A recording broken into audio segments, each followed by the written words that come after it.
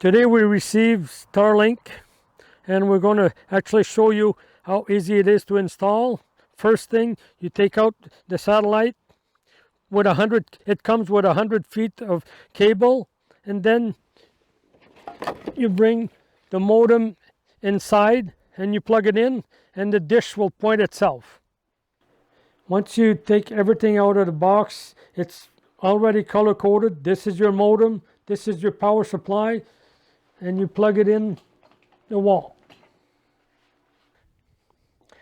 Once you plug in the router, you download the Starlink app, create an account, and then the dish is going to auto calibrate itself. Once you've plugged in the router, you go to the Starlink Wi-Fi, you click on that, then you open the Starlink app.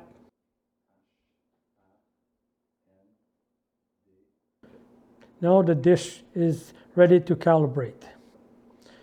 Now we're going to go back to setting and connect to your Wi-Fi that you created.